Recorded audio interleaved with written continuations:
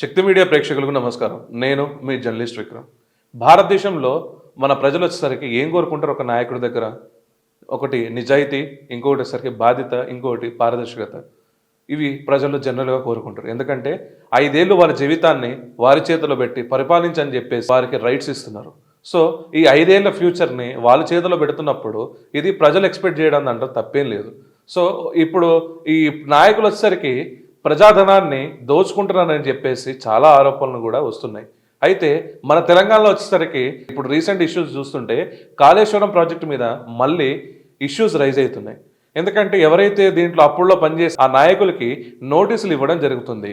దాని క్రమంగానే ఈ కాళేశ్వరం మీద నోటీసులు ఇవ్వడం జరుగుతుంది. ఈ కాళేశ్వరంకి ఈ నాయకులకి ఎవరు నోటీసులు ఇస్తున్నారంటే ఫ్రెండ్స్, అప్పుల్లో కాగ్ రిపోర్ట్ అనేది ఒకటి వచ్చింది. దాని బేసిస్ మీదనే ఇక్కడ కాంగ్రెస్ సర్కార్ ఘోష్ కమిటీ అనేది పెట్టింది. ఈ ఘోష్ కమిటీ పెట్టిన తర్వాత ఈ రోజు ఘోష్ కమిటీలో భాగంగానే ఈటల రాజేందర్ గారికి కూడా నోటీస్ ఇవ్వడం కూడా జరిగింది. ఎవరైతే బీజేపీ మల్కాజ్గిరి పార్లమెంట్ సభ్యులు ఉన్నారో, అయితే మల్కాజ్గిరి పార్లమెంట్ సభ్యులు ఈటల రాజేందర్ గారికి ఎందుకు నోటీస్ ఇచ్చారని చెప్పేసి రాజకీయాల్లో పెద్ద చర్చగా కూడా మారింది. అయితే ఈ రోజు వచ్చేసరికి ఈటల రాజేందర్ గారు ఘోష్ కమిటీ ముందు హాజరయ్యారు. హాజరై తను బయటకు వచ్చిన తర్వాత ప్రెస్ మీట్ పెట్టి హాట్ కామెంట్స్ చేశారు. ఆ హాట్ కామెంట్స్ ఏందో ఒకసారి మీరే వినండి. 5 సంవత్సరాల రాజకీయ జీవితంలో ఏ బాధ్యతలో ఉన్నా, ఏ పార్టీలో ఉన్నా ఎథికల్గా వాల్యూతో ఉండాలని చెప్పి కోరుకుంటాను నేను. 5లో ఆనాటి ప్రభుత్వం జలయజ్ఞంలో భాగంగా తుమ్మిడిహట్టి చేవెళ్ల ప్రాజెక్టుని ఆనాడు ప్రపోజ్ చేసింది. దాని విలువ 2006-7లో దాని విలువ 16,500 కోట్ల రూపాయలు. తుమ్మిడిహట్టి చేవెళ్ల ప్రాజెక్టు. ఆ తదుపరి 4-5 సంవత్సరాల తర్వాత మళ్ళీ అదే ప్రాజెక్టు 38,000 కోట్ల రూపాయలకు పెంచారు. మీరు ఆర్థిక మంత్రిగా ఉన్నారు కదా, ఈ డిజైన్లతో, ఈ కన్స్ట్రక్షన్తో, ఈ టెక్నికల్ ఆస్పెక్ట్తో మీకు సంబంధం ఉందా అని చెప్పి అడిగారు.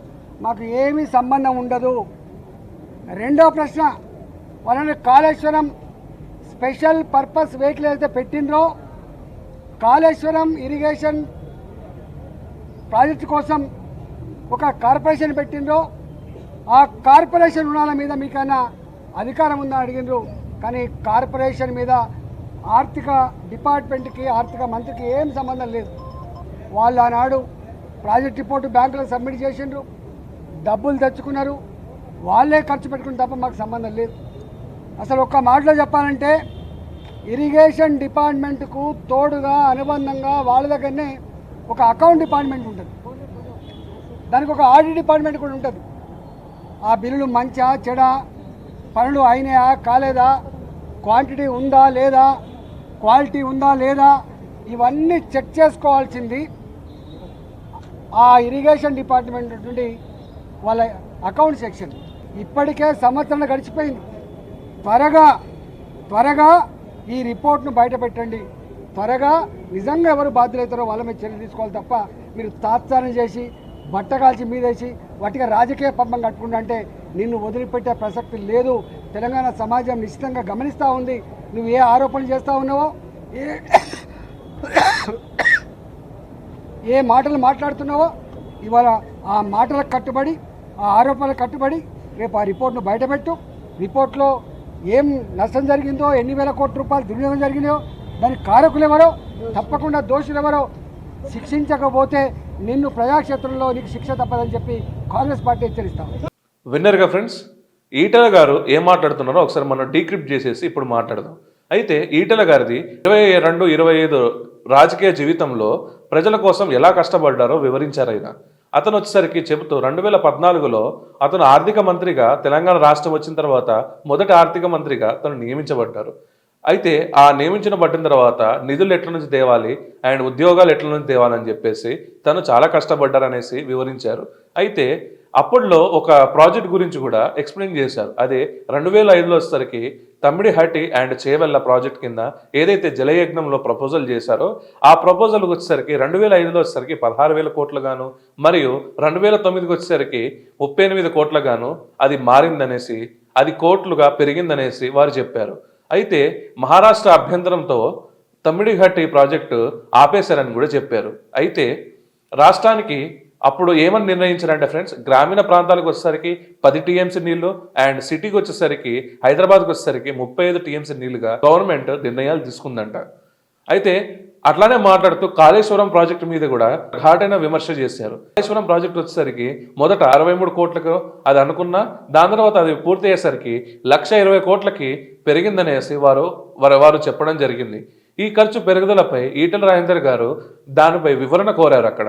అయితే ఈ ప్రాజెక్టుకు వచ్చేసరికి బ్యాంకు రుణాలు తీసుకున్న ఆర్థిక సమీక్ష చేయాల్సింది ఉండేదని ఈటెల రాజేందర్ గారు అభిప్రాయపడ్డారు.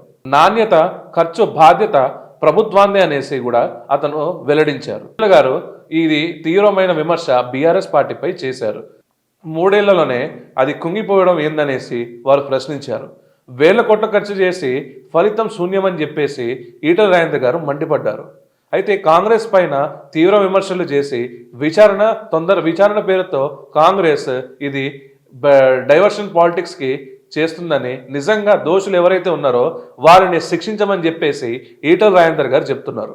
అయితే దోషులను ఎవరో బయట పెట్టేసి వాళ్ళని కఠినంగా శిక్షించాలని కాంగ్రెస్ని వారు చెప్పారు. మరియు దీన్ని మగ్గప్ చేసి ఇది ఇంకా ప్రొలాంగ్ చేయొద్దని ఎవరైతే దోషులు ఉన్నారో ఆ దోషుల్ని కంపల్సరీగా వారిని అరెస్ట్ చేయాలని చెప్పేసి ఈటెల రాజేందర్ గారు చెప్పడం జరిగింది. ప్రజల డబ్బును ఎలా ఖర్చు చేశారో బీఆర్ఎస్ ను కాంగ్రెస్ 2 సమాధానం చెప్పాలనేసి తెలంగాణ ప్రజలకి మీరు ఇది సమాధానం చెప్పాలనేసి ఈటెల రాజేందర్ గారు చెప్పడం జరిగింది.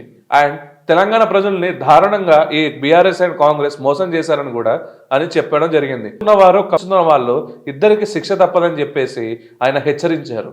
అంటే ఎవరైతే ఈ బీఆర్ఎస్లో ఆ రోజు చేశారో ప్రాజెక్ట్కి ఆ దోషులు ఎవరినో శిక్షించకుండా కాంగ్రెస్ ఇంకా వాళ్ళని మగ్గప్ చేస్తుందనే ఒక అభిప్రాయంతో ఈటెల రాజేందర్ గారు ఈ విధంగా ఫైర్ అయ్యారు. అండ్ తను ఏదో ఇంకోటి చెప్తే తన ఆర్థిక మంత్రిని జస్ట్ ఆయన ఒక ఆర్థిక మంత్రిని తప్ప టెక్నికల్ డిజైన్ అమలు చేసింది ఇరిగేషన్ డిపార్ట్మెంట్ అని వారి పరిధిలో ఉంటాయని చెప్పేసి ఆయన ఒకసారి గుర్తు చేశారు. ఖర్చు దుర్వినియోగంపై ప్రభుత్వం సమాధానం చెప్పాలనేసి అన్నారు.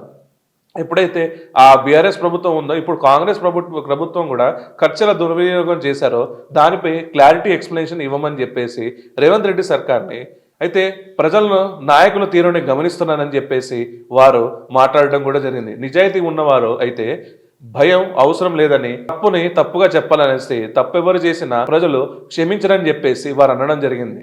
విచారణ నివేదిక వెంటనే బయట పెట్టండి, బాధితుల్ని శిక్షించండి అని చెప్పేసి, లేకపోతే ప్రజలు త్వరలోనే మిమ్మల్ని కర్రుగాల్చి వాద పెడతారని చెప్పి హెచ్చరించడం కూడా జరిగింది. ఈటెల గారు ఇంత స్ట్రాంగ్గా చెప్పారంటే దీని వెనకాల ఎవరున్నారనేసి మీరు కామెంట్ సెక్షన్లో చెప్పగలరు మిత్రులారా. ఎందుకంటే అతను రాజకీయ ప్రస్తావన కూడా మనం చూసాము. అయితే విద్యార్థి దశ నుంచి ఎలా పైకి వచ్చారు, దాని తర్వాత కాంగ్రెస్ ఎంత లాయల్టీగా బీఆర్ఎస్కి పనిచేశారు, ఎవరు గెంటేశారు, అర్ధరాత్రి పూట డిసిషన్స్ ఎవరు తీసుకున్నారో ఈటెల రాజేందర్ గురించి మనందరికీ తెలుసు.